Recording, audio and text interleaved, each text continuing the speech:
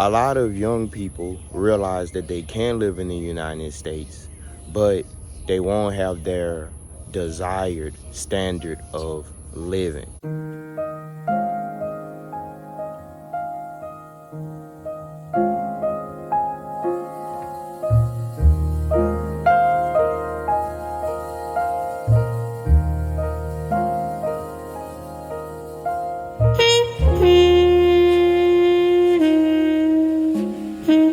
The United States of America feeds us so much propaganda that as we were growing up, we were told that this is the greatest country on earth.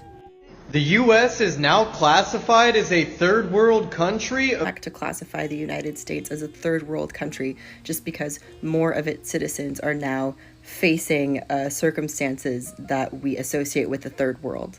The conditions that exist in the United States today are the conditions of a successful first world country, because the goal of a first world capitalist country is to create profit for capitalists, not to create well-being for its citizens. Average cost of rent rose up from $2,000 to $3,000, right? And if you're supposed to make 3 times the amount of your rent in order to qualify to be able to rent a place, that means you had to make $9,000 a month, meaning you had to make over $90,000 a year. The average age of someone living alone now is 50 years old, and it used to be 25 years old. Is the golden job market in the room with us right now, Allison Morrow? Because all I know is people going to job interviews needing 8 years of experience just to be told that people can only pay $35,000 when the CEO makes $20 million. Cooked.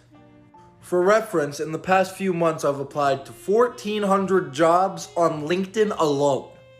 And I've applied to hundreds of jobs on Indeed, hundreds of jobs on the company's direct website, and I've gone around in person to around 100 jobs, giving out my resume and having interviews that way. And I'm here to tell you from firsthand experience, it's all a sham. I just went to Costco and bought 2 things: teriyaki noodles and tissue paper. Tell me why it was $32. Okay, can we talk about the simple fact that it is too damn expensive to exist as an adult in 2023? Like, you're telling me I gotta pay for rent, on top of all the utilities, on top of gas, on top of groceries, on top of my pets, on top of health insurance, and that's if you can even afford it, on top of car insurance, on top of literally everything else. And these are basic necessities. Transparency, where hospitals make up ridiculous and fake surcharges to try to make up for lost profit elsewhere, and also to just profit off of patients with very little transparency, very little accountability to increase their short-term profitability. In the recent Food and Drug Cosmetic Act amendment that was in the omnibus spending bill passed by Congress, the FDA has now been granted permission to limit the use of off-label medications for certain conditions. Let me explain what this means.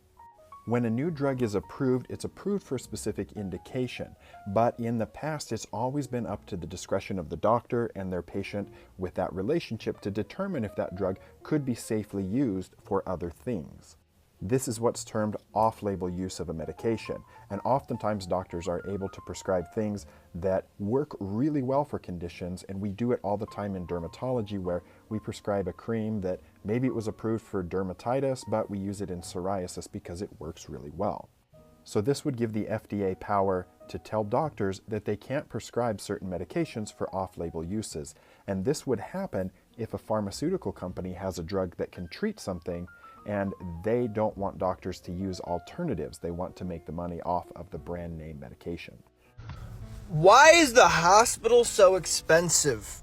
We just had a baby and they charge you for everything. We got the little bill in the mail. It's itemized. They charged me for every time I wipe my butt, every square of toilet paper I used in the bathroom. Just $500, $500. This person was a medical biller for 30 years. They're saying it's so much more horrible than people know that we should demand change. Now, I don't know what this person's referring to, but I would imagine it's something about price transparency, where hospitals make up ridiculous and fake surcharges to try to make up for lost profit elsewhere. I'm really curious what US cities you think actually defunded the police, because since 2020, less than 10% of cities have decreased their police spending, and of those who did, some of them actually saw a decrease in violent crime. Like Corpus Christi, for example, decreased their police budget from 8.4% of the city's spending to 7.4% and saw a 5% decrease in violent crime. I'm pretty sure these are the 12 cities that you're talking about, but every single one of these cities actually has increased their police budget except for Philly, Columbus, and Austin. And in Columbus, despite a slight decrease in police funding, they still increased the number of uniformed officers on the street. These so-called third world conditions, lack of access to healthcare, lack of access to jobs that pay you enough to be able to live, lack of access to housing, those conditions have always existed in the United States. The average age of someone living alone now is 50 years old, and it used to be 25. $40,000 a year, which back in my day was sustainable to be able to live. Thank you for speaking on this. It's very refreshing to see people from the older generation speaking out on this, because a lot of times it feels like the older people are just like, oh, millennials and Gen Z are so lazy, they don't want to work for anything. Like, no, we're a very motivated, a very ambitious generation of people not being put in a position where we can have a prosperous future or a wealthy future because of the position we're in now. But they've been largely experienced by people who were, the people who were supposed to experience those things, aka people of color, the rural poor, uneducated people. But with capitalist growth, those third world conditions extend to white people and people who do have educations, the people who are not supposed to experience third world conditions. The United States has not failed. This is what happens in a successful capitalist society. Capital gets reduced down to a smaller and smaller percentage of ownership among the upper class, and then the working class gets expanded, the middle class disappears, and the working class is increasingly exploited. The US is uniquely situated to do a speed run of capitalism because we have a unique race-based caste system, which is bolstered by fundamentalist religious movements that pit the working class against each other. Why? Because many of them are priced out of the economy. Many of them can't even find jobs to sustain themselves. And many of them are really fed up and disgruntled. And I like that the young people are voicing their opinions on the internet, because I don't think that if you are being oppressed or you think that you're being oppressed, that you should remain silent. I think that you should make as much noise as possible to alert other people of what's going on, and eventually that's going to signal boost the message that things need to change. And you may disagree with that, but if you disagree with that, then I would think that you're on the other side of the fence who's profiting off of people's suffering state. So I'm one of the blessed Americans, but I still make noise for the people who are unable to feel like they're actually able to prosper. Just because I'm doing well, it doesn't mean that my friends or people that I know, or even my son or the people that's coming underneath me, are also going to do well. So I make noise for them. I speak for them. I speak for the people who are struggling. And I do think that if things were not so pricey, that I'd probably be even more successful. I think that a lot of young Americans are really fed up, and I feel your pain. I feel your pain. I really do. Just a few years ago, before I got into trucking, I wasn't making the money that I make now, and I'm a college-educated young man. And I know people who are settled with a lot of debt, and they have their college degrees, they have their master's degrees, and they have blue-collar workers that's making more money than them. But the problem with that is that what happens if you get hurt? What happens if you get injured? So being a blue collar guy, that only goes so far.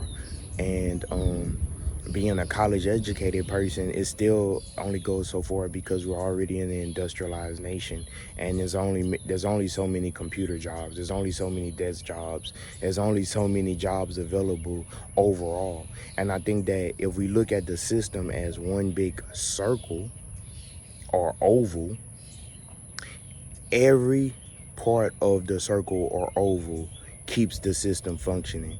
So we shouldn't get in a situation where we're saying, well, you should only get tech jobs, or you should only get this type of job, because everyone can't be doctors.